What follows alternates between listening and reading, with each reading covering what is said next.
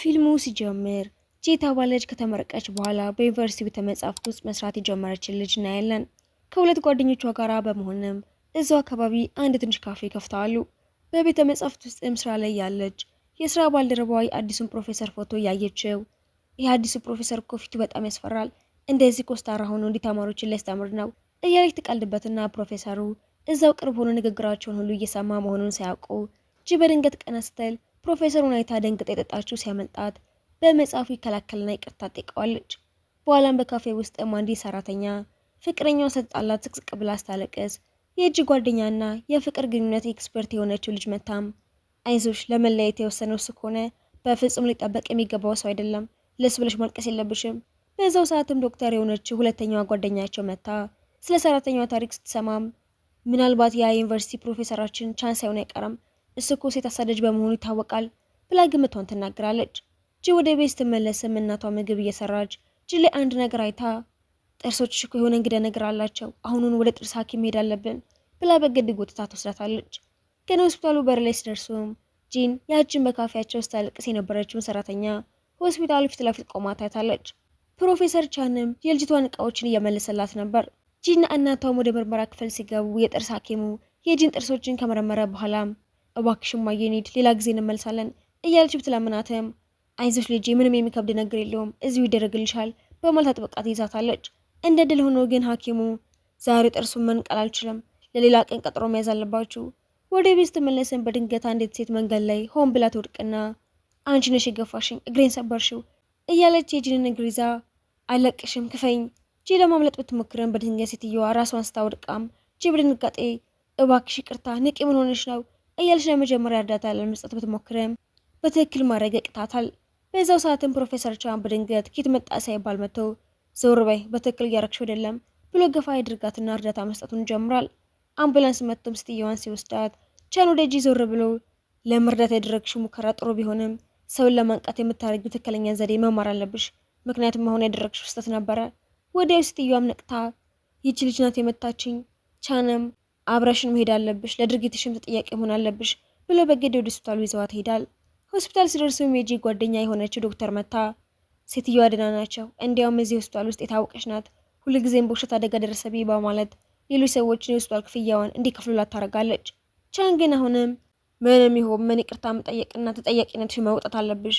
ጂ በንዴት የሆስፒታል ክፍያ ከፍላ ወደ ቻን ዞር ብላም ከፍያለሁ፣ ግን በፍጹም ይቅርታ አልጠይቅም፣ በድጋሚ ባላይ ደስ ይለኛል እና ምን ትሰሪያለሽ ሂጃ። እሷም ተናዳ ትወጣለች። ቀኑ ከዚህ በላይ ሊባባስ አይችልም ብላ አውቶቡሱ በሰው ተጨናንቆ ልትገባ ስትል ተገፍትራ ትቀራለች። ወዲያውም ከባድ ዝናብ መዝነብ ጀምሮ ከሴቶቹ ጋራ ጥላ ስር ተጠልላም ካርድሽ ወድቆብሻል በለዋታ አንስታው ቀና ስትል ቻን በዣንጥላው ተካልለው አጠገቧ ቆሞ ያለ አግባብ ስለጮኩብሽ ይቅርታ አልጠይቅሽ መጥቼ ነው፣ ለዚህ ብቻ ብለህ መምጣት አያስፈልግህም ነበር፣ አይ እንዲሁ በዚህ በኩል እያለፍኩ ስለነበረ ነው ብሎ በመኪናው ይዘዋት የሚሄድ መስሎ አስጣብቀው የምሰራው ስራ ስላለኝ መቆየት አልችልም ብሎ ዣንጥላውን ሰጥቷት ጥለዋት ሄዳል። እሷም ግራ ተጋብታ ሴር ታየዋለች።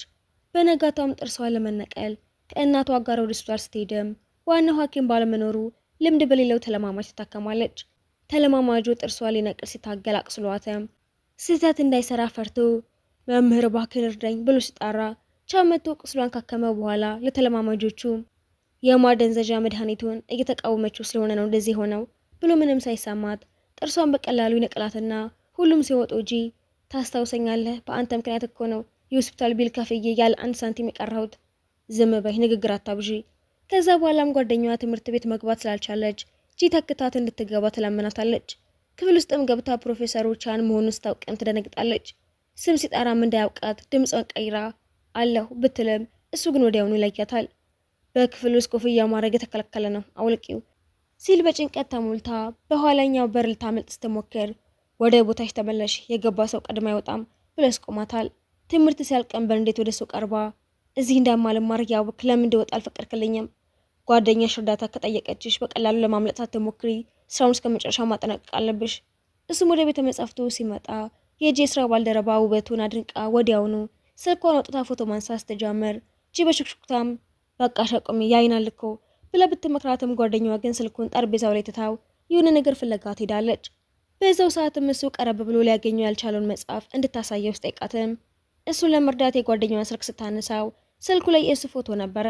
እሷም ደንግጣ ፕሮፌሰር እምላለሁ ስልኩ አዲስ ስለሆነ ካሜራውን እየሞከርን ነበር እንጂ ሆን ብለን አይደለም፣ አጠቃቀሙን ገና አላውቅንበትም ብላ ብትዋሽም እሱ ግን ስለ ፎቶው ግድ ሳይሰጠው መጽሐፉ እንድፈልግ እርጅኝ። ጓደኛዋ ተመልሳ መታም ከረሜላ ስትሰጣትም ከረሜላ ጥርስሽን እንደሚያበላሸው ታውቂያለሽ ብሎ ቢመክራትም እጅ ግን የኔ ጥርሶችማ ማንኛውንም ነገር መቋቋም ይችላሉ ስትል መንጋጋ ጥርሷን ቀስ አድርጎ ሲነካው አሟት ትጮህና በቤተ መጻሕፍቱ የነበሩ ሰዎች ሁሉ ዞር ዞር ብለው ያያሉ። ጥሏቸው ሲወጣም አንዲት አድናቂው በብልሻይ ስትሰጠውም ተቀብሎ በቀጥታ ለጂ ሲሰጣት ደስ ይላታል። ነገር ግን አንድ ጊዜ ስትጠጣው ስላመማት ጥርሶችሽ ሁሉንም ነገር መቋቋም ይችላሉ አላልሽም እንዴ ብሎ ይቀልድባታል። በኋላም ጓደኞቿ ጋር ምሳ እየበላችም ቻን ሰዎች እንደሚሉት ጨካኝ አይደለም፣ ምናልባት ያንን ያህል ቀዝቃዛና ስሜት የሌለው ሰው ላይሆን ይችላል በማለት ስለ እሱ ጥሩ ማውራት ስትጀምር ጓደኛዋ ግን ተጠንቀቂ፣ ቀጣይ ሰለባው እንዳትሆኝና በኋላ ያልቀሽ እንዳትመጪ። ሌላኛዋ ጓደኛዋም ወንድም ማመን አይቻልም፣ ሁሉም የፈለጉትን ወስደው ጥለው ይሄዳሉ ብላ ትጨምርላታለች። በዛው ሰዓትም እንደ ወንድም የሚያዩት የልጅነት ጓደኛቸው ባዲ መጥቶ ወንዶች ሁሉ አንድ አይደሉም በማለት መከላከል ሲጀምር በመካከላቸው ትንሽ ጭቅጭቅ ይፈጠራል። በነጋታው እንጂ የነቀለችውን ጥርሷን ቁስል ለመታየትም ወደ ሆስፒታል ትሄዳለች። ቻንስ ህክማት በጣም ተረባብሻ ስለነበረ አትጨነቂ፣ ዘና እንድትይ ሙዚቃ ልክፈትልሽ ብሎ ይከፍትላትና ምንም ሳይሰማት ምርመራውን ጨርሶ ከሆስፒታል ውስጥ ተወጣም ዝናብ መዝነብ ይጀምራል። ቻን ዣንጥላ ባለመያዙ ዣንጥላዬን ቢይዝ ኖሮ አብረን እንድንሄድ ጋብዝሽ ነበር ብሎ በውስጡ ቢቆጭም በዝናብ ውስጥ እየሮጠች ትሄዳለች። በነጋታው ዩኒቨርሲቲ ውስጥ የቻና ክስል ጠይቀው መታ በሰው ፊት ጉንጮቹን በናፍቆት ይዛም የኔ ጎበዝ ወንድም ልጅ ስትለው ኮስተራው ፕሮፌሰር ቻን ያፍራል። አክስቱም አንዲት ጓደኛዬ ልጅ ወደ ሕክምና ስላገባ በዝግጅቱ እንድትረዳውና መማሪያ እንድትሰጠ ፈልጋለሁ ብላ የመጣችበትን ጉዳይ ትነግረዋለች። በሌላ በኩል ጂ ለቤተሰብ ጥሪ ወደ አንድ ተራራማ አካባቢ ሄዳ ቅድማ ስለደረሰች በአካባቢው ያሉ ሱቆችን እያየችና እቃዎችን እየገዛች ጊዜዋን ተሰልፋለች። የአጎቷ ልጅ ደውላም በትራፊክ ምክንያት ዘግይቻለሁ ልቀበልሽ አልችልም ስትላት ደንግጣ መንገድ ላይ አንድ ዘበኛ አግኝታ አስጠይቀውም እስከ ነገ ድረስ ምንም አውቶቡስ አይኖርም፣ ነገር ግን ሊረዳት ይፈልግና አሁን አንድ መኪና ከተራራው ይወርዳል፣ እሱን ጠብቀሽ ሊፍት እንዲሰጥሽ ጠይቂው ስላት እንደ አጋጣሚ ሆኖ በረዶ መዝነብ ጀምርና መኪናውም ሳይቆም ያልፋታል። እባካችሁ ቁሙ እያለች እየጮኸች ከኋላው ስትሮጥም እንደ ድል ሆኖ መኪናው ቆሞ የሹፌሩ መስታወት ዝቅ ሲያረጋው ሹፌሩ ቻን ነበር። ልክ እንደ ተዋናይ አምሮበት ስታየው መናገር ያቅታታል። በመንገዱ ላይም ሁለቱም ተረባብሸው ዝም ይሉና ቻን ዝምታውን ለመስበር ሬዲዮ ሲከፍትም የሚተላለፈው የጭራቅና የአስፈሪ ታሪኮች ፕሮግራም ነበረ። እሷ ደግሞ በቀላሉ የምትፈራ ስለሆነችም የማይሆኑ ነገሮችን በአይምሮዋ መሳል ትጀምራለች። በዚህ መሀልም በድንገት አንድ ታካሚ ደውሎለትም ለማንሳት መኪናውን ሲያቆመው ስታይ ለታካሚዎቹ ያለው ትኩረትና ታማኝነቱ ለሰው የሚያስብ ልባም ሰው ነው ብላ በውስጡ ተደንቀዋለች። ጉዞአቸውን ቢቀጥሉም መኪናው በረዶ ውስጥም ተቀርቅሮ በእግራቸው መራመድ ጀምራሉ። በዚህ መሀልም ብሬሷ ሲያማትም ዝም በይ ላስተካክልልሽ ብሎ ተጠግተው እጆቹ ስነኳትም ስለሚያቃጥሉ ፕሮፌሰር እጅ በጣም ያቃጥላል፣ ትኩሳት ሳይኖርብህ አይቀርም ብላ ወዲያውኑ በሱቅ ውስጥ የገዛችውን ተጨማሪ ጥንቸል የሚመስል ኮፍያ አውጥታ ታለብሰዋለች። ሆቴል ውስጥ ደርሱም የሚጠጣ ትኩስ ነገር ታመጣለት ስትሄድም ስትመለስ ስለሌለ ደንግጣ ስትፈልገው መንገድ ላይ አንድ ሰው የሚከተላት መስሏት እባክህ ራቅልኝ አትቅረበኝ ብላ በተጮኸም ቻን ነበር። በጣም ስላመመኝ መመለስ አልችልም፣ እባክሽ ወደ ሆቴሉ መልሽኝ። በሆቴል ውስጥ ምንም ትርፍ ክፍል ስላልነበረ በራሷ ክፍል ውስጥ እንዲያርፍ ትፈቅድለታለች። የአጎቷ ልጅን በሩን ስታንኳኳ በፍጥነት ቻንን ብርድ ልብስ ውስጥ ደበቀው።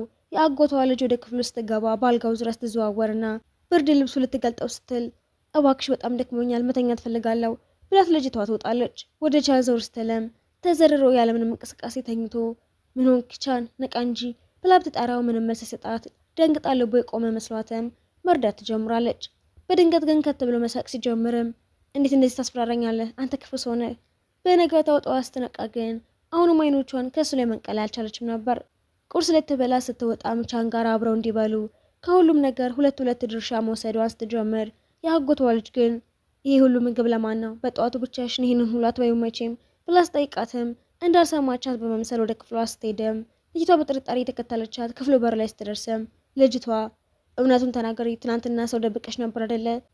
አሁን ደግሞ ምንም እንዳላደረገ የዋህ ለመምሰል ትሞክሪያለሽ ብላ ስታፋጣት ከታች አስደንጋጭ ጩኸት ሰምተው ትንሹ ዘመዷ ወድቆ ስተጎዳ ጂ በፍጥነት ሮጣ ቻንን ለእርዳታ ትጠራዋለች። ልጁን ሲያክመውም ሁሉም ቤተሰብ ያመሰግኑታል። ከዛ ግን በቤተሰብ የግሩፕ መልእክት ላይም ሁሉም ስለ ቻን ውበትና ጀግንነት ማውራት ጀምራሉ። ይህማ በእርግጠኝነት የጂ ፍቅረኛ ነው፣ ክፍሏ ነበረኮ እንዴት እንደዚህ ያለ ደግሞ አይነጧነት ነው እያሉ ሲያወሩ ሁለቱም ምንም የተፈጠረ ነገር የለም ዝም ብሎ አጋጣሚ ነው ብሎ ሊያስረዱ ቢሞክሩም የሚሰማቸው አልነበረም። በኋላ እጅ ለመሰናበት ወደ ታች ስትወርድም የቻንን አክስት በድንገት አግኝታት ቻን አንቺ ክፍል ውስጥ ነበር አሉ ብላ ስጠይቃትም ጂ ተረባብሻ እኔ ጂ ይባላለሁ ነገሩ እንደዚህ ነው ብላ ልታስረዳ ብትሞክርም አክስቱ ግን በጣም ወድጄሻለሁ የእሱ ሚስት እንድትሆኝ ይፈልጋለሁ። ተራራውን አብረው ወጥተው ተራራው ጫፍ ላይ ያለው እይታ ስለሚያምር ሁለቱም በዝምታና በሰላም ያንን ውብ ሰዓት አብሮ ያሳልፉና በነጋታው ቻን ቤተ መጻሕፍት ሲሄድም የጂ ስራ ባልደረባ ፕሮፌሰር ዛሬ መጽሐፍ ነው ወይ ሰው ፍለጋ ነው የመጣኸው? እሱም እንደሚል ግራ ሲጋባም ጂ ዛሬ ከአንድ ሰው ጋር በ5 ሰዓት ላይ ቀጠሮ አላት ብላ የሬስቶራንቱን አድራሻ ትሰጠዋለች። ጂም ሬስቶራንት ውስጥም በጣም ከሚያስቸግርና ግፊ ከሚያበዛ ሰው ጋር ተቀምጣ ስላልተመቻት ወደ መታጠቢያ ቤት ትሄዳለች። ቻን ከረዳቱ ጋራ በመሆን ደርሶም ከእናቷ ጋራ በስልክ ስታወራ አግኝተዋት ይሄ ነው ቀጠሮሽ? አይደለም እናቴ በግድ ያዘጋጀችው ነው። በኋላ ሲኒማ ቤት ሊሄዱ መሆኑን ሲሰማም ብቻቸው እንዳይሆኑ ብሎ ከረዳቱ ጋራ ተከትሏቸው ገብቶ ፊልሙ መሀል ላይ ጂ ሲበርዳት የአብሯት ያለው ሰውዬ ጃኬቱ ሊያለብሳት ሲሞክር ቻን ሲቀና ረዳት ሁኔታውን ተረድተው የሰውየውን ጃኬት ጫፍ ረግጦት ጃኬቱ መሬት ላይ ይወድቃል። ይህንን አጋጣሚ ተጠቅመውም ቻን የራሱን ጃኬት አውልቆ ያለብሳታል። ፊልሙ ሲያልቅም ሁለቱም ወንዶች እኔ ቤት አደርስሻለሁ ብለው ቢፎካከሩም ጂ ግን ከጓደኛ ጋር ቀጥሯለኝ ብላ አምልጣ ወደ ቤቷ ትመለሳለች። ቻን ግን በመኪናው ደርሶባትም ነይ ግቢ እኔ አደርስሻለሁ እርቧ ስለነበረ መንገድ ላይ ሲቆሙ ጂንም ለምንድነው ዊቻት የሌለህ? ብዙ ማህበራዊ ህይወት ስለማላበዛ ነው እኔ ራሴ አካውንት ከፍትልሃለሁ ብላ ስልኩን ተቀብላው ምን አይነት ፎቶ እንዲሆንልህ ትፈልጋለህ? አንቺ ወደድሽውን ፎቶ ምረጪ። እሷን በድብቅ ፎቶ አንስታው ፕሮፋይል ታደርገዋለች። ወደ ቤት ስደርሱ ግን የልጅነት ጓደኛዋ ባዲ ቆሞ እየጠበቃት በንዴትም ይሄ ሰውዬ ማን ነው? እሱማ የጥርስ ሐኪሜ ነው። ሁለቱም ወንዶች በአንድ ዩኒቨርሲቲ ተማሩ በመሆናቸው በመካከላቸው የቆየ ፍክክር ነበር። በነጋታውም ለቀጠሯ ወደ ሆስፒታል ስትሄድም የታመመች ልጃቸውን ይዘው የመጡ ነገር ግን ቀጠሮ ያልያዙ ባልና ሚስት አይታ የራሷን ተራ ለልጅቷ ልትሰጥ ስትልም የአስቸጋሪውና እናቷ ያዘጋጀችላት ወንድም ለምንድነው ተራሽን የምትሰጪው? ለምን ራስሽን ትጎጃለሽ? እዚህም ሆነ እንዲታወቅ እናቴ ነች የነገረች።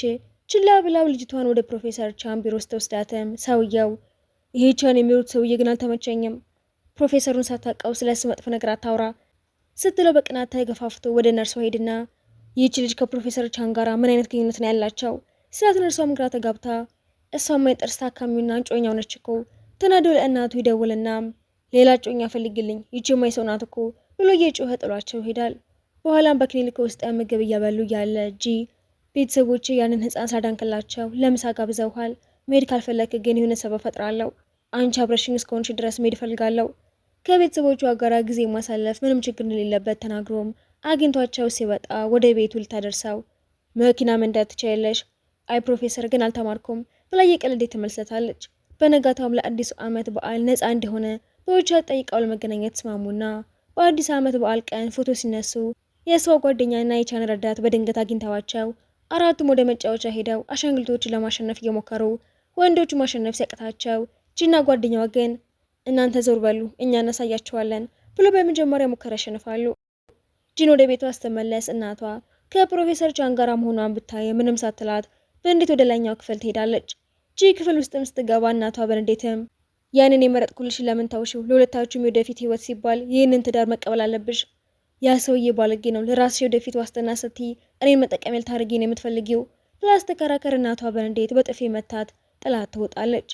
ጂ ያለቀሰች ከኋላዋ ብትሮጥም ቻን ሲመጣ ግን ስታለቅስ እንዳያት ፊቷን ስታዞር ሁኔታዋን ተረድቶና ተጨንቆ ፊትሽ ምን ሆነ? አትጨነቂ፣ መድኃኒት አምጥቼ ያክምልሻለሁ። እሷም እየጎተተች ወስዳ እሱ እንድታርፍና እንድተኛ ቢነግራትም እሷ ግን ፍቅሯን ትገልጽለታለች። ጠዋት ላይም ራስሽን ካመመሽ የማር ውሃ ጠጪ፣ ጥርስሽንም መቦረሽ እንዳትረሺ ብሎ የጻፈላትን ማስታወሻ ታገኘዋለች። እሱም ፍቅሯን ስለገለጸችለት ወደ ቤተ መጻሕፍት ቤቱ በሄደም እንኳን አፍሮ ወደ ውስጥ ለመግባት ሳይችል ይቀራል። በኋላ ግን ጓደኛዋ ፕሮፌሰር ቻን እኮ ለ1 ሰዓት ያህል ቤተ መጻሕፍቱ በር ላይ ሲመላለስ ነበር ብላ ስትነግራት ጂ ምን እየተፈጠረ እንደሆነ ለማየት ስትሄደም እሱ ግን አፍሮ ስለነበረ እንዲሁ ንጹህ አየር ለመቀበል መጥቼ ነው እንጂ አንቺን ፈለግ አይደለም። በሌላ በኩል በካፌ ውስጥም ማንኪያዎችንና ብርጭቆዎችን የሚሰርቅ ሰው በመገኘቱ ሌባውን ለማወቅ የጥበቃ ካሜራዎችን ለመመልከት ወስነው ካሜራው ሲታይ ግን ጂ ለቻን ፍቅሯን ስትገልጽለት የሚያሳየው ቪዲዮ ታይና ጂ በጣም ትደነግጣለች። በዚያው ምሽትም ቻን ሊያርፍ ሲልም የጂን የሶሻል ሚዲያ ገጽ ሲያየው ከጓደኞቿ ጋራ መዝናኛ ቤት መሆኗን ያውቃል። ሌላ ሰው እንዳታገኝ በመፍራትም በፍጥነት ፈልጓት ሲገናኙ ግን አሁንም በአጋጣሚ እዚህ ያገኘሁሽ ብሎ በመዋሸት ወደ ቤት ይደርሳታል። መኪና ውስጥ እያሉ ግን በሬዲዮ አንድ ሳበም አንድን ሴት አፍቅሬያለሁ፣ ነገር ግን ስሜቴን በተግባር ስላላሳየሁኝ ንግግሬን ማንም በቁም ነገር አልወሰደውም ሲል ይሰሙና የሬዲዮ አቅራቢውም እናንተ ተመልካቾች ምን ትላላችሁ ብሎ ሲጠይቅም እንጂ በዚህ ዘመን ወንዶች ምንም ጥረት አያደርጉም፣ ዝም ብለው እወድሻለሁ ይላሉ እንጂ በተግባር አያሳዩም። ለዚህ ነው እኛ ሴቶች ወንዶች ማመን የሚከብደን ብላ አስተያየቷን ሰጣለች። እሱም በንግግሯ ተስማምቶ አዎ ትክክል ነሽ፣ እኔም በተግባር ማሳየት አለብኝ ብሎ በውስጡ ይወስናል። ከዛም የጂን ልብ ለማሸነፍ ቆርጦ ተነስተው የመጀመሪያ መጽሐፏን ለማስተዋወቅ ከጓደኛዋ ጋር ስትሄድም ቻን ሳይዘገይ ወደ ቤተ መጻሕፍት መሸጫ ቤት ሄደው መጽሐፏን ይገዛል። ወደ ቤት ገብቶ ማንበብ ሲጀምርም የታሪኩ የተወሰነ ክፍል በራሷ ሕይወት ላይ የተመሰረተ መሆኑን ይረዳል። ታሪኩ ስለ አንዲት ልጅ የሚያወራ ሲሆንም ወላጆቿ ሁልጊዜም ሲጨቃጨቁ እያየች ታድጋለች። አንድ ቀን ወላጆቿ በሂሳብ ትምህርት እንዲረዳት አንድ የግል መምህር ቀጥሮላታል። ያ መምህር መልከ መልካምና ደግ በመሆኑ ቀስ በቀስ ልቧ በእሱ ፍቅር እንደተሸነፈ የሚገልጽ ነበር። ጂን ከመጽሐፍ ምርቃቱ ወደ ቤት ስትመለስም ጓደኞቿ በድንገት ቀስቅሰው አስደንጋጭ ዜና ይነግሯታል። የድሮ ፍቅረኛሽ መልእክት ልኮልሻል፣ ተመልሶ እንደመጣና ላይገኝሽ እንደሚፈልግ ገልጸዋል ስሏት በወሬው ትረብሻለች። በሌላ በኩል ዩን የተባለው ቻንን ለመጠየቅ ይመጣል። ሁለቱም ከዩኒቨርሲቲ ጀምሮ የቅርብ ጓደኛሞች ነበሩ። ዩንም ከሀገር ውጭ የነበርኩት በአንዲት ልጅ ምክንያት ነው፣ አሁን ግን ተመልሻለሁ፣ አብረን እራት እንድንበላ ጋብዝሃለሁ በማለት ቻንን ይጠራዋል። እሱ መጽሐፉን ማንበቡን ሲቀጥለን በዛ የታሪክ ክፍል ውስጥም የልጅቷ ወላጆች ሊፋቱ ሲሉ ልጅቷ ከማን ጋር መኖር እንዳለባት ተጨቃጨቁ ነበር።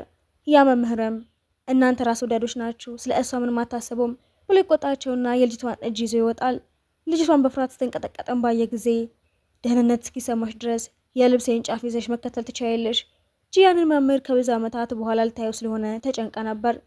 በመጨረሻ ሚኑና ጂ ሲገናኙ እንዴት እንደዚህ ውብ ሆነሽ ጠበቅሽኝ፣ ከአንቺ ጋር ላስተዋውቅ የምፈልገው የልብ ጓደኛ ያለ ብሎ ቻንን ይጠራዋል። ቻንም ነገሩ ሲያልቅ መቅናት ጀምሯል። የባስ ብሎ የሚውል ለጂ አንዲት ትንሽ ሳጥን በስጦታ መልክ ሰጣትም። ቻን በውስጡ ይህማ የጋብቻ ጥያቄ ቀለበት ሳይሆን አይቀርም ብሎ ቢሰጋም ስጦታው ግን ቁልፍ ያለበት የአንገት ሐብል ነበር። ይሁንም በጣም ያምርብሻል ሲላት ቻን ግን በንዴት ምንም አያምርም፣ በጣም ተራ ሐብል ነው። ጂም ወይኔ ዛሬ አየሩ እንዴት ደስ ይላል ብላ ወሬው ለማስቀየር ብትሞክርም ከዛ ቀን ጀምሮ ግን በሷና በቻን መካከል ያለው ግንኙነት እየደበዘዘ ይመጣል።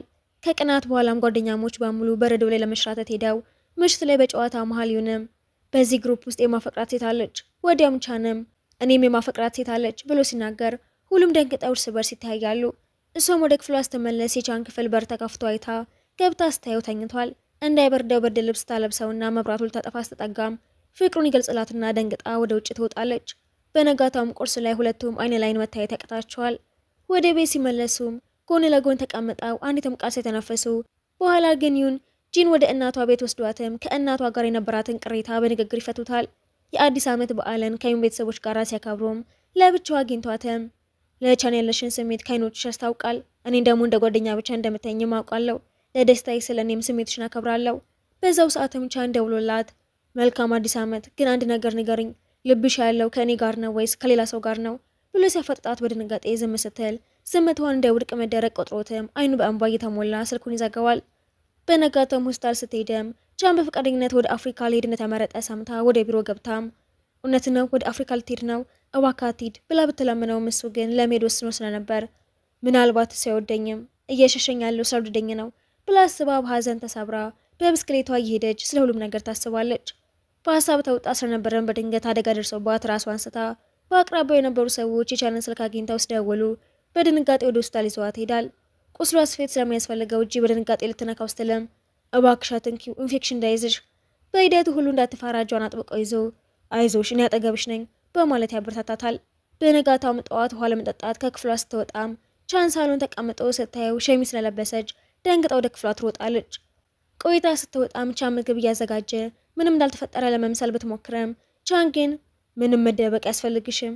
በንግግር መሀልም የጂን ቁስል በድንገት ተከፍቶ ደም መፍሰስ ሲጀምር ሊያከማት ሲጣጋ ያኔ ልብሽ ውስጥ ቦታ አለኝ ወይ ብዬ ስጠይቅሽ መልስሽን በጉጉት ተጠብቅ ነበር። አሁን ግን መልስ ባትሰጪኝም እንኳን ያንን ቦታ በእርግጠኝነት ወስደዋለሁ ብሎ ፍቅሩን ይገልጽላትና ሁለቱም ዩንን ለመሸኘት ወደ አውሮፕላን ማረፊያ ሄደው ቻን የዩንን እቃዎች ካገዘው በኋላ ሁለቱ የልጅነት ጓደኛሞች እንዲሰነባበቱ የራሳችሁ ጊዜ ኑሯችሁ ብሎ ራቅ ይላል። ዩንም ጂንን ቻን በትክክል የሚንከባከብሽና የሚያገባሽ ሰው ነው ብለዋት ይሄዳል። ቻን ፍቅረኛ በመሆኑ ተደስታም በየቀኑ በሺዎች የሚቆጠሩ መልእክቶችን ትልክለታለች። በድንገት ግን የጂ ቤት ጣራ ውሃ ማፍሰስ ጀምሮ ባለቤቷ ጥገናው ጥቂት ቀናት እንደሚወስድ ስትነግራትም ቻን ሌላ ቦታ ለምን ትሄጃለሽ? ፍቅረኛሽ እያለሁ እኔ ቤት አትሆኝም ብሏት ቤት ውስጥ ደርሶ ግን አንዲት ሴት ከቻን ጋር ወደ አፍሪካ የምትሄድ ሐኪም ነበረች። ሁሉም ቻንን ከሷ ጋር ሊያቀራርቡት ሲሞክሩ ጂ ስላልተመቻ ስትወጣ ስትል እጇን አጥብቆ ይዞ ሁላችሁም ስሙኝ፣ ይቺ የልብ ጓደኛዬና ፍቅረኛ ጂ ናት ብሎ ያስተዋውቃታል። ሁሉም ቢደነግጡም በመጨረሻም ወደዋት ያችን ሐኪም ያሰናብተዋታል። በእራት ሰዓትም ጂ እንደ ጨዋ ሴት ለመምሰል በጣም በዝግታ ስትበላ ብትቆይም ማታ ላይ ግን እራብ አላስተኛም ይላታል። ቻን ባህሪዋን ስለሚያውቀውም ደውሎላት እርቦሻል አይደል? ምን መብላት ትፈልጊያለሽ? እሷም ሳታመነታ ወደ ክፍሉ በመሄድም እስካሁን ያላደረግነው ነገር አለ። ምን ማለትሽ ነው? ፕሮፌሰር እኔ እኮ አብረን ወተን ሳንብላን ያልኩ። በነጋታውም አብረው ሩጫ ጀምረው ቻን ቢደክመውም አይዞህ ወደ አፍሪካ ከመሄድ በፊት ጤናህን መጠበቅ አለብህ እያለችው ታበረታታዋለች። መጀመሪያ ላይ እንዲሄድ ባትፈልግም አሁን ግን የሰዎችን ህይወት ማዳን ግዴታው መሆኑን ተረታለች። ቻንን በደስታ አዝለዋት ይሮጣል። በኋላ ግን ጂ ከጓደኞቿ ጋር ቆይታ ሊወስዳት ሲሄድም አቅፋው እባክህ ጥለኸኝ አትሂድ እወድሃለሁ። በዚህ መሀልም እናቷ ልጇ ያለችበትን አድራሻ ፈላልጋ ሂዳም አሁኑኑ ተከተኝ እዚህ አትቆይም። ቻንም እናቷን ወደ ቤት እያደረሳት እናቷም ልጄን በእውነት ትወዳታለህ? ከዚህ በፊትስ ሌላ ፍቅረኛ ነበረች ብላ ስጠይቃበም ከዚህ በፊት ከማንም ጋር አልነበርኩም፣ ሁልጊዜም ልቤን የምታሸንፍልኝን ሴት ስጠብቅ ነበረ። ጂ ግን ህይወቴ ሙሉ በሙሉ ቀይረዋለች ብሎ በቅንነት ይመልሳል። በነጋታውም ጠዋት ከቤተሰቦቹ ጋር በደስታ ቁርስ በልተው ስለ ርቀት ፍቅር ያወራሉ። ወደ አፍሪካ የሚሄድበት ቀን ሲደርስም አውሮፕላን ማረፊያ ላይ ያለቀሰ ስትሸኘው እሱም ስልኩን አንስቶ እዚህ ቆመሽ አትቅሪ እባክሽ በሰላም ሂጂ። ቀናት ሲያልፉ ሁል ጊዜም በስልክ እያወራቸው ተናፍቀው ነበር። የጓደኛዋ ሰርግ ደርሶም ሁሉም ከፍቅረኞቻቸው ጋር ሲሆኑ እሷ ግን ብቻዋን ነበረች። አንድ ቀን በቤተ መጻሕፍት ውስጥ መጽሐፏን ስታስተካከል ሚዛኗን ተናክቶ መጽሐፎቹ ሲወድቁም መጽሐፍቱ ልታነሳ ስትል ግን በድንገት ቻን ከፊት ለፊቷ መጥቶ በድንጋጤና በደስታ አቅፋው ፕሮፌሰር በጣም ናፍቀኝ ነበር፣ ላስደምምሽ ብዬ ነው የመጣሁት። ከአንቺ ርቄ በነበረበት ጊዜ ትልቅ ባዶነት ተሰምቶኝ ነበር።